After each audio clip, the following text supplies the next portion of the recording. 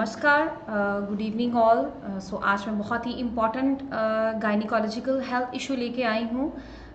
ये एक ऐसा हेल्थ इशू है जिसके बारे में कोई भी फीमेल जो है वो ओपनली डिस्कस नहीं करना चाहती और कई बार इस शाइनेस की वजह से, कई बार इसको हाइड करने की वजह से ये प्रॉब्लम एग्रीवेट होके कुछ का कुछ बन जाती है। सो मैं आज कोशिश करूँगी थोड़ा सा आपको इलेबोरेट करके एक्सप्लेन करने के लिए कि कहाँ तक ये प्रॉब्लम नॉर्मल है और कब ये लेवल्स जो हैं वो कुछ अलग हो जाएं, तो इसकी तरफ ध्यान देना चाहिए एक फ़ीमेल को। आपके अगर कोई भी क्वेरी रहती है इस टॉपिक के रिगार्डिंग, तो मुझे पता है आप कमेंट बॉक्स में जो है इस टॉपिक के बारे में कुछ भी जो है वो कमेंट करना शायद आपको कंफर्टेबल नहीं लगे, तो हमारे हेल्पलाइन नंबर जो है वो फ्लैश हो रहे हैं बार बार, जो कमेंट बॉक्स में हमारी टीम जो है वो फ्लैश कर रही है। तो आप कॉल करके मेरे डिपार्टमेंट में जो मेरे अंडर डॉक्टर्स हैं, आप उनसे जो है इसके बारे में जो है प्रॉपर इन्फॉर्मेशन ले सकते हैं, या आपको अगर कोई फर्दर कोई प्रॉब्लम से अगर आप ऐसी जो मैं आज आपको एक्सप्लेन करूँगी अगर आप जूझ रही हैं, तो आप अपना जो है केस उनसे शेयर कर सकते हैं ताकि वो मेरे से पूछ के आपको मेडिसिन जो भी है वो आपको गाइड कर सकें। तो चलिए सबसे पहले मैं आपको बताती हूँ कि ल्यूकोरिया जो है होता क्या है। बेसिकली ल्यूकोरिया जो है इसको हम डिजीज़ नहीं गिनते हैं, ये एक बहुत ही कॉमन चीज़ है। जब भी पेशेंट्स भी मेरे पास आते हैं, डॉक्टर साहब मुझे एक बहुत ही बड़ी प्रॉब्लम हो गई है, मुझे इस तरह से डिस्चार्ज आ रहा है, तो मेरे को जो है वो ल्यूकोरिया नाम का डिजीज़ हो गया है। नॉर्मल धारणा है लोगों की जो ये समझते हैं कि ल्यूकोरिया एक डिजीज़ है। ल्यूकोरिया बेसिकली एक सिम्टम है जो कि किसी भी अंडरलाइंग डिजीज़ जो है जब वो उसका लेवल बढ़ जाता है, सिम्टम तभी हमारी बॉडी में आते हैं जब हम जो है उस की तरफ प्रॉपर जो है ध्यान नहीं देते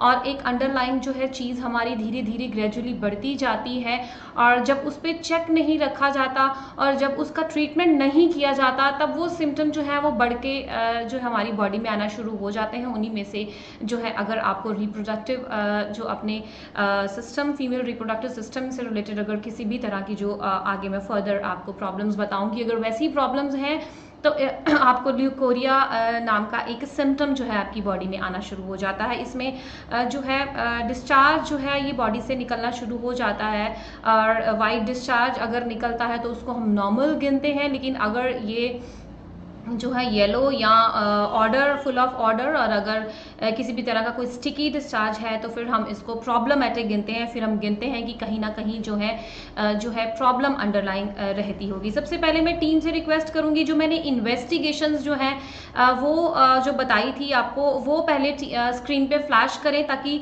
जो है व्यूअर्स को और जितनी भी फीमेल्स मेरे साथ जुड़ी हैं उनको पता चल सके कि नहीं, इन्वेस्टिगेशंस जो हैं मैंने इन्वेस्टिगेशंस आपको भेजी थी। हाँ जी, आप ये इन्वेस्टिगेशंस जो है ये फ्लैश करें। बिल्कुल, ये कुछ एक इन्वेस्टिगेशंस हैं जब अक्सर आप अपनी इस इशू को लेके डॉक्टर्स के पास जाती हैं, गायनिक के पास जाती हैं, तो वो आपको पैप्समियर, सर्वाइकल पंच बायोप्सी अगर बहुत प्रॉब्लम बढ़ जाती है, सर्वाइकल कल्चर और आगे अपनी HB-TLC, DLC and VDRL, HIV and simple urine complete जो है अगर आगे प्रॉब्लम रहती है तो यूरिन कल्चर जो है ये आपको गाइड किए जाते हैं। सो प्लीज़ आप ये नोट करें, अगर किसी भी तरह की आप रिमूव कर दें टीम इसको प्लीज़। सो आप ये नोट करें, अगर किसी भी तरह की कोई ऐसी प्रॉब्लम रहती है जो आपको 6, 7, 8 मंथ से परेशान कर रही है, तो आप प्लीज़ ये इन्वेस्टिगेशंस जो है ये ज़रूर कराएं। टीम आप इसे रिमूव कर दें प्लीज़।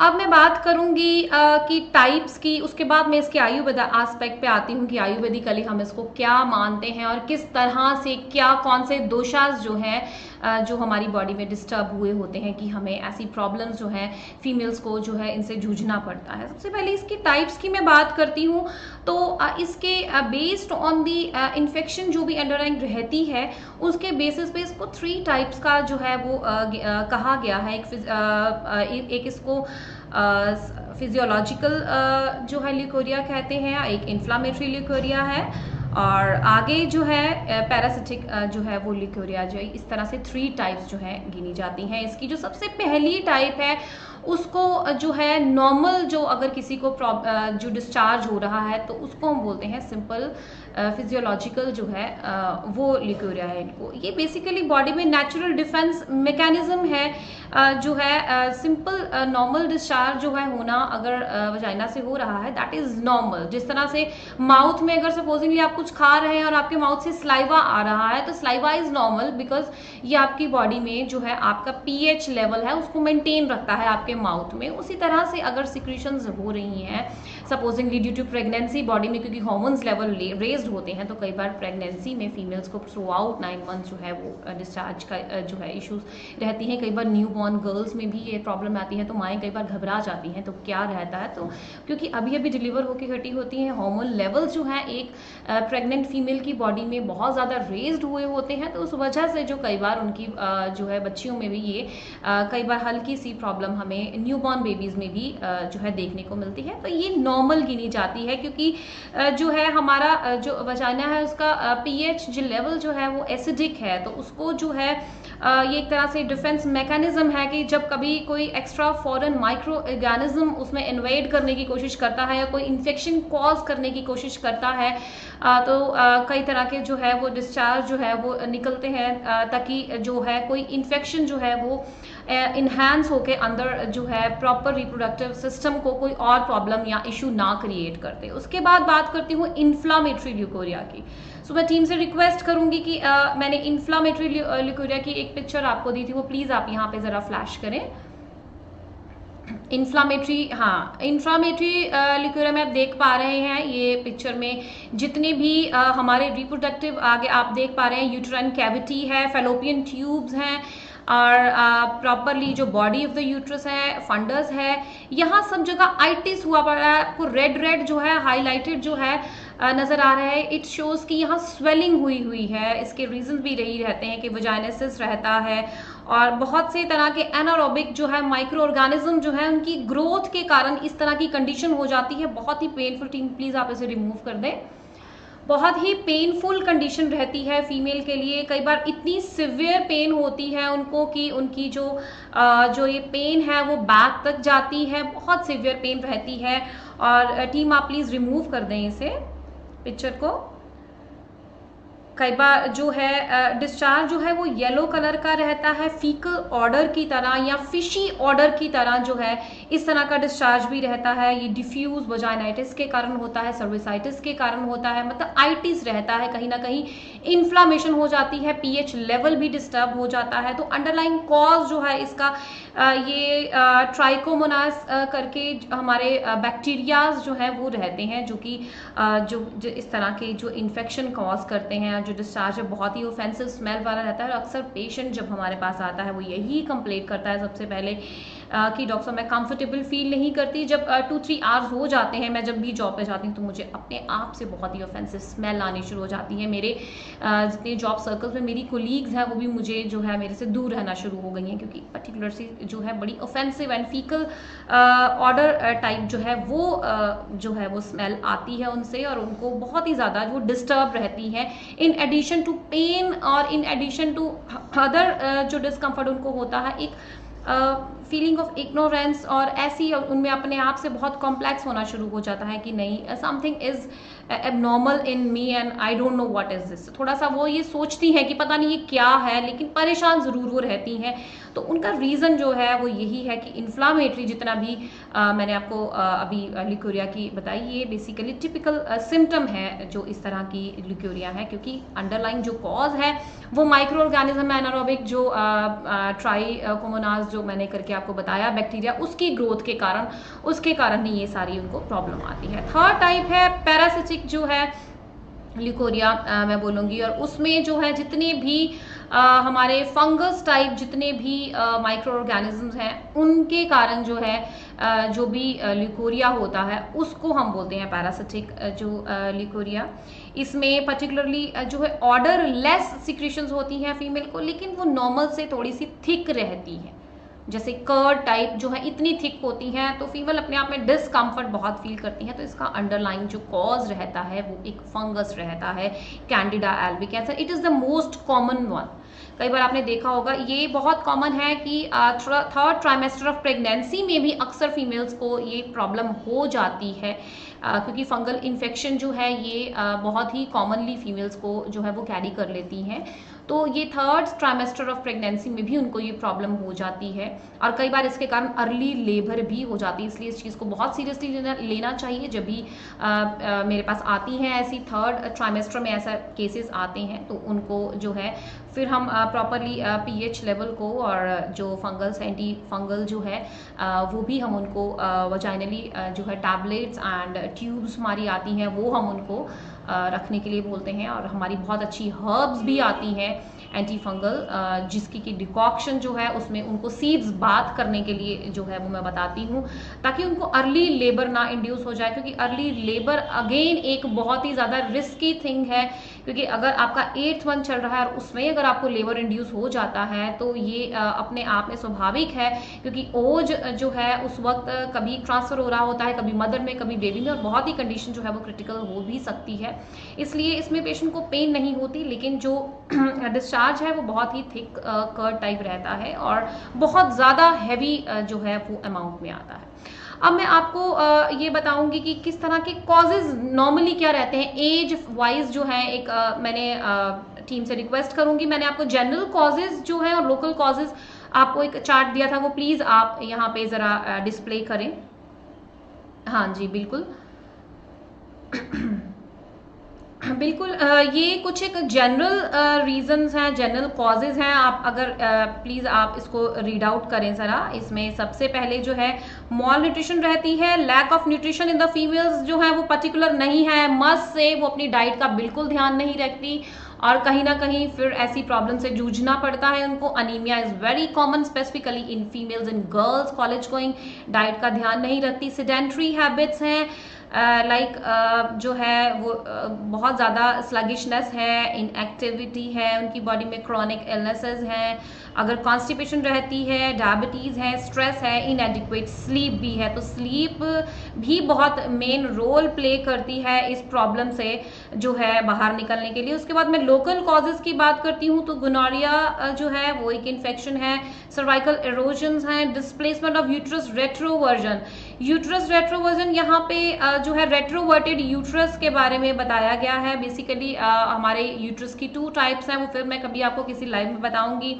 एंटीवर्टेड एंड रेट्रोवर्टेड, अगर वो हल्का सा रेट्रोवर्टेड यूट्रस जो है वो डिस्प्लेस हो जाता है अगर, तब भी जो है ऐसी जो है सिक्रीशंस से उनको जूझना पड़ता है बहुत हैवीली। प्रोलैप्स ऑफ यूट्रस है, कैंसर अगर किसी फीमेल को रहता है तो आपने अक्सर देखा होगा कि आपको पैप स्मीयर जो है वो सबसे पहले रेकमेंड किया जाता है कि आप ये इन्वेस्टिगेशन ज़रूर कराएं, ताकि पता चल सके अंडरलाइन जो है वो किसी तरह का कैंसर या कोई ऐसी प्रॉब्लम नहीं है। उसके बाद ल्यूकोप्लैक करके वल्वाइटिस, जैसा मैंने आपको बताया कि inflammation of whole genital organ in a female, उसके कारण भी सिक्रीशंस बढ़ जाती हैं। और क्रोनिक सेल्पाइंजाइटिस भी आया था लास्ट में, और सेल्पाइंजाइटिस पर्टिकुलरली जो ट्यूब टाइप स्ट्रक्चर है, ट्यूब्स है फैलोपियन ट्यूब्स, उनमें अगर स्वेलिंग रहती है तब भी जो है आपको ल्यूकोरिया के ऐसे सिम्टम्स जो हैं वो मिलते हैं। तो ये बेसिकली सिम्टम है एक बॉडी में, ये एक डिजीज नहीं है। सिम्टम्स के अंडरलाइंग डिजीज या कॉजेज क्या रहते हैं वो मैंने अभी आपको बताया। अब मैं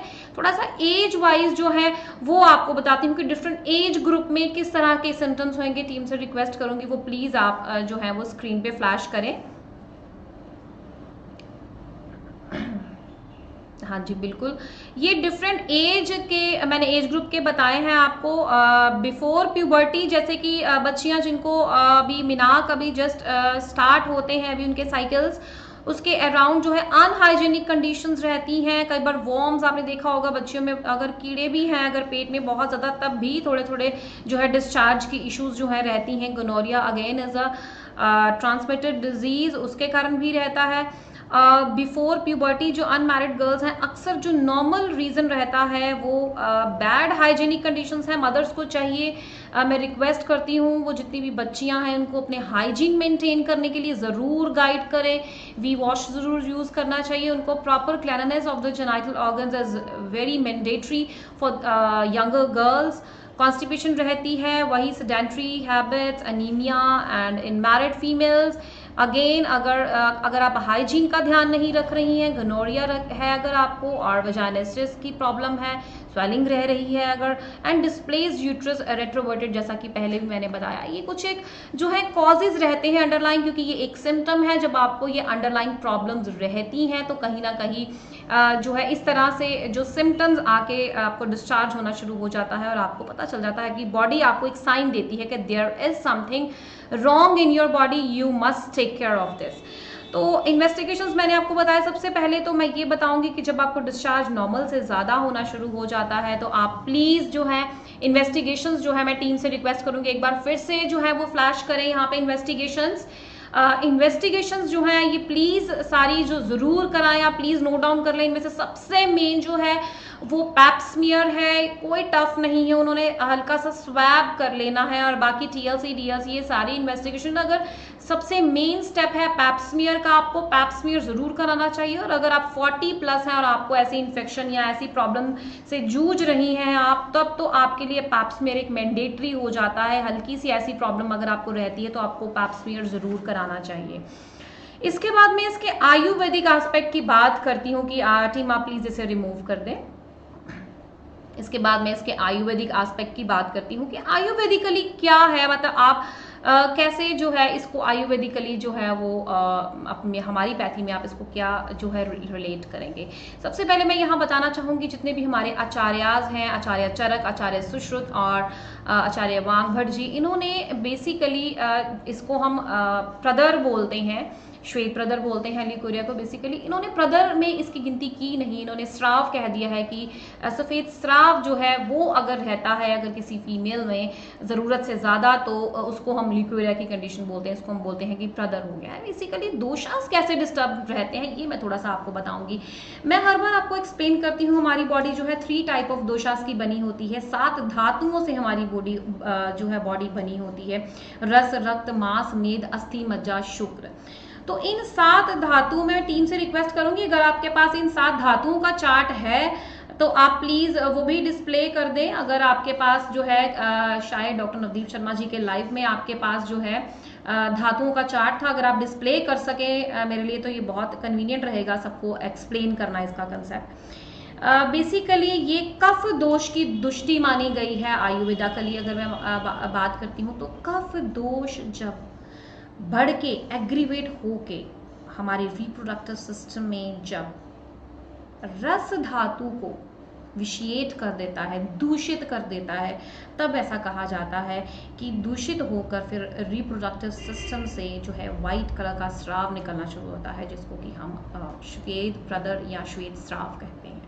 तो बेसिकली ये कफ दोष जो है इसके बढ़ने के कारण रस धातु ऑफ रिप्रोडक्टिव सिस्टम जो है, मैं थोड़ा सा आयुर्वेदिक और एलोपैथिकली आपको मिक्स करके, इसीलिए मेरी कोशिश रहती है आपको एक्सप्लेन करूं ताकि आपको थोड़ा समझ लग सके। मेरा पॉइंट टिपिकली आयुर्वेदिक टर्मिनोलॉजी पे जाऊंगी तो आई नो आपको जो है वो पॉइंट्स क्लैरिफाई नहीं हो पाएंगे, और हमारा कहीं ना कहीं ये लाइव करने का मोटिव रहता है कि आपको जनरल लाइफ में जो प्रॉब्लम्स हो रही हैं उनको आयुर्वेदा से आप किस तरह से कोरिलेट करें वो मैं आपको एक्सप्लेन कर सकूं।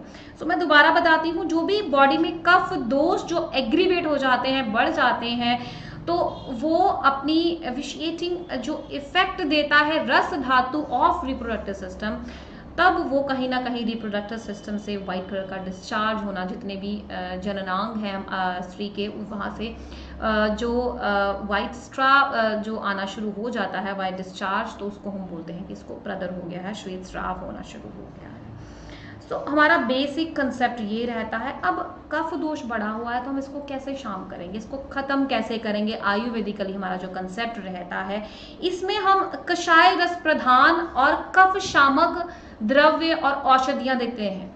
जितने भी डॉक्टर्स मेरे साथ टेक्निकल टीम जितनी भी जुड़ी है उनके लिए मैं ये एक्सप्लेन कर रही हूँ कि हम इसमें कषाय रस और कफ शामक जो है वही औषधियां देते हैं ताकि कफ का शमन हो सके। कषाय रस प्रधान जितनी भी औषधियां रहती हैं वो कफ धातु जो कि बड़ा होता है उसका शमन करता है। मैं आपके क्वेश्चंस जो है वो देख पा रही हूँ। Warm welcome to everyone. Pawan ji ने लिखा है, मैम प्लीज मेडिसिन का काफ़ी दिनों का ब्रेकडाउन हो गया है। पवन जी, आप मुझे गायनी के क्वेश्चंस मैं टीम से रिक्वेस्ट करूंगी, वो मुझे हाईलाइट करें अगर कोई है तो। चांदनी जी, मैम मेरे को जो प्रेगनेंसी मिसकैरेज की प्रॉब्लम थी तो आपने दवाई बताई थी, मैंने मंगवा ली है, क्या उस दवाई को प्रेगनेंसी में खा सकते हैं?